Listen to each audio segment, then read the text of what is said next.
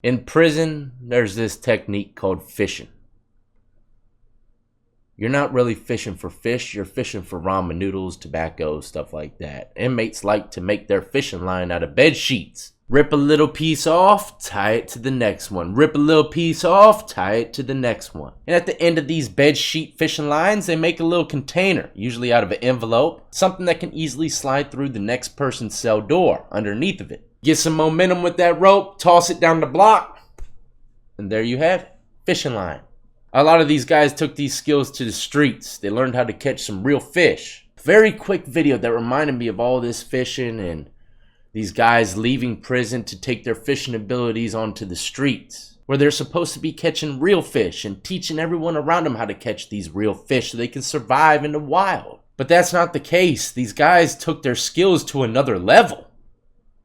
Why would they do such a thing? Alright. Oh! Looks like he's fishing for a copper with a donut. They got a real fishing rod out there too, man. Look, cop loves it. He loves it. Let me get that donut, boy. Ooh, let's watch it one more time. Follow that donut. Ooh, is that Krispy Kreme? Nah, that's Dunkin'. Ooh, that's a good donut there.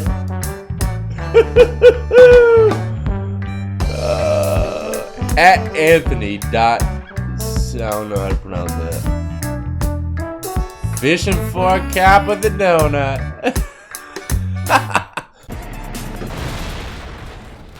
If you're new to this channel and haven't noticed already, we talk about all things prison and crime related, all the way down to fishing for coppers. That's right, so don't forget to hit that like, subscribe, notification bell before you leave if you enjoy this type of content.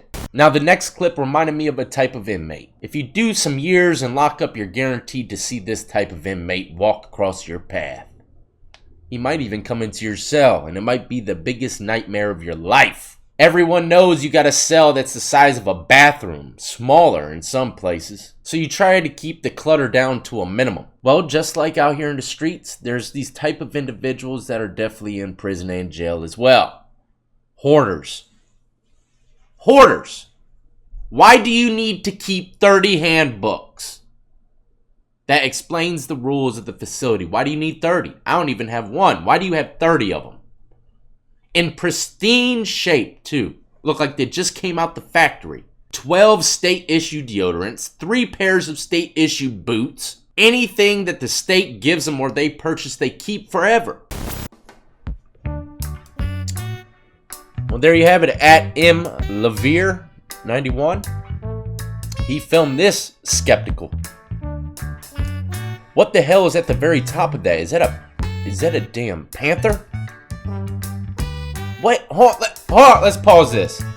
Let's analyze this pile of shit he's got on the car. That looks like a panther at the top riding in a fake car that looks very similar to the real car. They even took the carpet out the damn house, man. This right here, ladies and gentlemen, is a perfect example of a state-struck kind of inmate. He'll come into your cell with like 17 bags on his back. Hell no, you ain't coming in my cell with all that gear, bruh.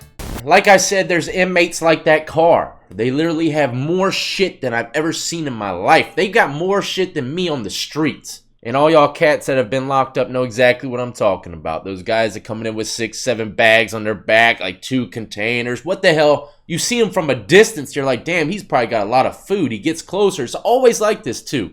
Always like this. They got 7 bags of shit, but no food at all. They're straight indigent, which is fine, but as a cellie, and you see someone come in with all that shit and no food, no. So my channel, yes, it is a prison genre style channel. So naturally, I'm going to get prison style questions asked. And one of the many questions that people ask me is, do people have fun in prison? Do they have fun in prison? Well, I have a clip that shows them having quite a bit of fun. I must say I had to join in on these celebrations. Here we go. Welcome to jail, ladies and gentlemen. These are white guys. Hey, good time, boys. Good time. This is a different kind of wood pile.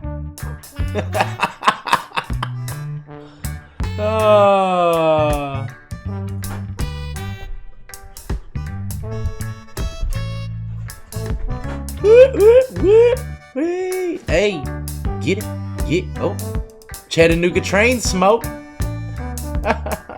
Oh. If that doesn't answer your question, I don't know what will. Of course, us hombres have a good time in prison when we can. Another very popular question is, how do inmates work out? How are they so jacked without any kind of weights? Good old parkour will get you right, ladies and gentlemen. Of course, this is not allowed in most establishments. They'll get on you like white on rice for climbing on the rails. Yeah, that dude's pretty strong. Now you see someone 300 pounds doing that, you know he's an ox. That's a big dude right there, man. He look like Bolo from the Van Damme movies. Bloodsport. What up, Bolo? What up, Bolo? That dude huge. Imagine that dude asking for your canteen. What you gonna do?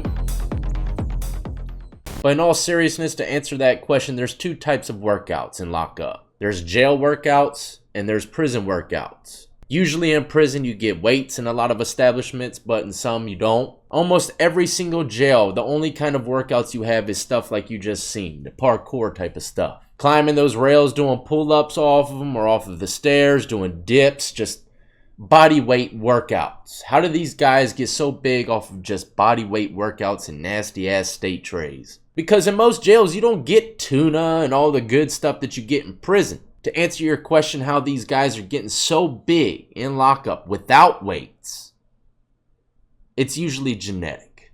If you are just getting massive and huge off of push-ups, dips, and pull-ups, then that's genetics, my friend.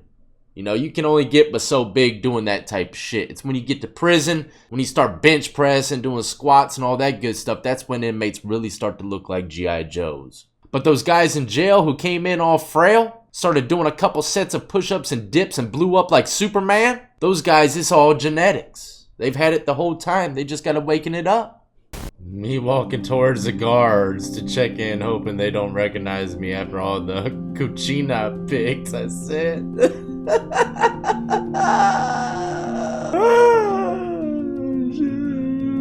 Keep on walking like no one knows. You know, as a lot of you know, I've been married to my wife for going on 12 years now. And she has rode with me during many lockup occasions, written me plenty of letters, and answered my phone calls when I call. During my earlier years of incarceration, me and Brittany have done some wild things. In the visitation rooms, on the phones, and in the mail. You name it, we've probably tried it, especially when it comes to sending a few revealing flicks. Now, I never got my wife to send me any full-fledged nudes, because I don't want people seeing my old lady nude. Because anything can happen, you know, you go through shakedown, you could have a thief-ass inmate going through your stuff, and if anybody sees nude pics in prison, that's pretty much like gold. It doesn't matter what the girl's face looks like. As long as they're nude pics in prison, someone's gonna pay for them. So I never asked my wife to send me full-fledged nudes, I just asked her to send me some thong shots. Go buy yourself some leopards, honey, and help me in my time of need. Mr. Sneed! Smeed? Or is it Sneed? A lot of you are lost after that remark. I know you are. But the real ones have been with me every day. Know exactly what I'm talking about. Anyways, my wife sent me a few photos in jail. This was Chesapeake City Jail, and we had a technique. I'm not going to break down the technique, but I was getting flicks in of thongs and bathing suits and stuff like that, different positions. I was getting them in. And then one day, like I just said, what could go wrong? We got shook down. The whole cell block had to go through a shakedown, and I had so many flicks, I didn't know what to do with them. And I've had a situation like this happen to me in prison as well when I was selling black and white photos of like Playboys and Penthouse printouts. But these were my personal photos of my wife. So I hid them the best way I possibly could, but they found them. They found every last picture of my wife, revealing everything, for the most part, that she has going on. And I'll never forget when they found them, I asked dude, I said, what are you going to do with them, man? You better throw them shits away. That's my wife. It was a white dude. right? And he looks like one of those white guys that might drink way too much because his face was just like red. It was super red. Looked like he drinking wild turkey for breakfast. Anyways, he looks at me with the pictures. He said, I'm going to throw them away. What exactly did the wink mean? God only knows what he did with those photos after that. But shit, that wink, I was thinking about it for a couple days. Felt like I was getting cheated on or something, man. They can't be looking at my girl's photos like that.